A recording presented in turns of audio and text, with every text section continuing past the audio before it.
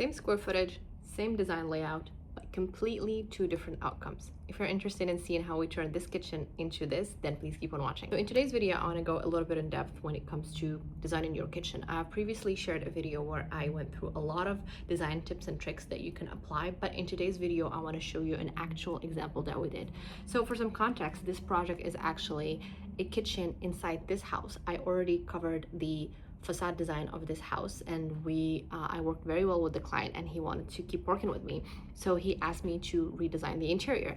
So this kitchen is your just basic kitchen. You find it anywhere in any house. There is nothing so special about it. It's not great, but it's not bad either, you know. It's just living, you know. But in today's video, I want to show you how you can take it from just a basic kitchen to a designer grade kitchen. So let's look at the before picture of this kitchen. It's a very basic kitchen, very basic white cabinets, very basic white island, but the issue is that it's too white. Nothing stands out. There is nothing that has a designer touch. So here's just another view of the kitchen from this side. Very flat, that's the issue. So what we want to do is we want to bring in some hierarchy, because the thing with your eye is always looking for some order, and when there's no order, there's nothing exciting or nothing stimulating, it just falls flat. So this is the after picture. This is the still picture, but I'm also going to be going back and forth in the actual 3D model that I did. So let's look at the kitchen here. By the way, all the tips that I'm going to share with you, I think 1, 2, 3, 4, 5, 6, 7 tips. All these tips are actually covered in my kitchen design video, but here I'm just going to show you how we did it. So let's start with the one that really stands out. Let's do two-tone cabinets. Whenever you have a kitchen, it's always very, very important to stimulate the eye.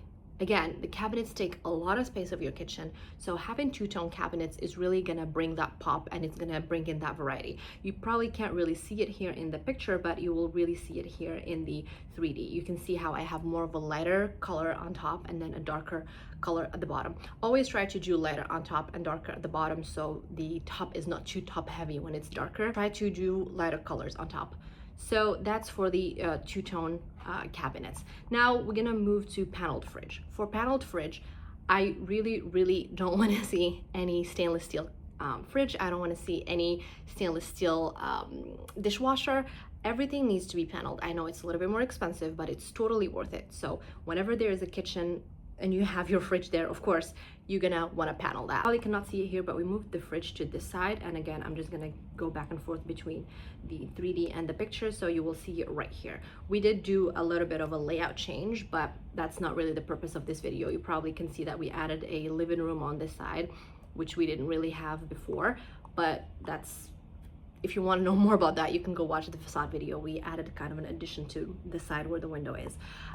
Anyhow, so that's where we moved the paneled fridge. So it's not, you can see how it was kind of an eyesore here. So we just tucked it to the side here, and you still maintain that triangle in the kitchen. You would have your sink here, you would have your oven all the way in the back, and you would have your fridge here. So you're still maintaining a very good layout when it comes to efficiency. So let's go back to this wall here. So this wall here, the client wanted to change the backsplash here, and whenever I have the option to have an actual window, I always like to put a window there, because it just opens up the space more, and the wall is not as cluttered, because you already have a lot of cabinets and you have a lot of stuff going on. So whenever you can just put a very clean glass window, do that. It will really make a lot of difference. Let's move on to the Waterfall Island. So the Waterfall Island is what's gonna give it that designer look. It's very, very subtle touch, but it really takes it to another level. You can see how in the island here, they had a typical countertop, and then you would have your cabinets on the side, and then there's just something very utilitarian about this look. But when you have an actual Waterfall Island and it just drapes down, that's really designer grade touch. That's not something that you see a lot, but maybe because it's a little bit expensive, again, because you would have to do like really nice joints between the top and the sides, but totally worth it if you're doing your dream home and this is like your forever kitchen.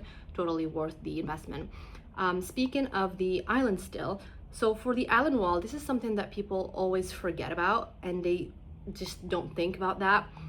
Because it's more under the countertop and it's not so visible. But if you want to, again, give it a really nice touch, you would do like rib panels, or you would do just a nice texture to it. That will elevate the kitchen island a lot. And what we did here is that we matched this texture to this texture here, so these two are kind of reading the same. So that's just a way to bring that continuity into the island. Now let's move to fluted glass. Again, this is something I covered in my previous video for the kitchen design, but fluted glass is just adds a little bit of transparency to the space, but without having to expose too much, because in a kitchen, again, it tends to get cluttered. You have a lot of stuff that you're hiding in your cabinet, but we still want to have a little bit of transparency in there. So because it's not too solid, you can see how there's just a lot of solid here, and that can really weigh down the kitchen. So if you have fluted glass here, this is something that we added in this side here that opens up the kitchen a little bit. Instead of just having the same panels show up here, we kind of, again, give some diversity, entertain the eye a little bit, but at the same time, we're not compromising the clutter and compromising, you know, what you can store in those cabinets, just because it's very transparent. You always have to keep it tidy, but when it's fluted, you have some leeway. My next point is still in cabinets, but doing upper caps that are recessed. Let me explain. So probably gonna go to the model here. So what happens is, in my previous video about the kitchen, I said do not leave the gap at the top, because we don't want to have that gap there and then there's just going to collect a lot of dust and everything. But we want to utilize that space. It's great real estate. So what we're going to do is we're going to try to have the same cabinets under the same plane. So this is all in one plane, and when it comes to the ones that are directly above the countertop, we're gonna recess that and send it back. So you probably see it here more in the 3D. You see how there is a gap there. So what that gap gives is it gives you depth though. So instead of having everything kind of, again, weighing down the kitchen and everything on the same surface, you want to push that back, and that gives it a little bit of depth to the eye, so it's not as heavy. So very small trick, and that gives you more cabinets at the top. It doesn't weigh down. It gives you more variety. It's just like, it's a win-win all around. So always use that trick when it comes to recessed cabinets. And last but not least is under cabinet lighting. This one is the quickest, easiest, cheapest tip that you can do, and yet I still don't see a lot of people doing it. I don't know why. Maybe they forget about it. Maybe they just don't think that it's gonna have that much effect, but trust me, it will really take your space to another level. Whenever you get a chance, you can either do it under the shelves here, or you can do it under the kitchen island, or you can do it under a cabinet, or just whenever you get a chance to do it, please stick a LED lighting. It will really make a difference. So that's pretty much everything that I wanted to cover in this video. I just wanted to show you that it is possible, because I did a previous video on the kitchen design, but I just wanted to show you how you can implement it in real life in a real kitchen. And this is the result. So that's pretty much it for today's video. If you're interested in knowing more about these tips and I go more in depth, again, go check out my video. And if you want to have a PDF summary of this video that you can keep while you're designing your kitchen, feel free to download it below. And again, as usual, leave me a like, subscribe, share, and I will see you in the next one. Bye.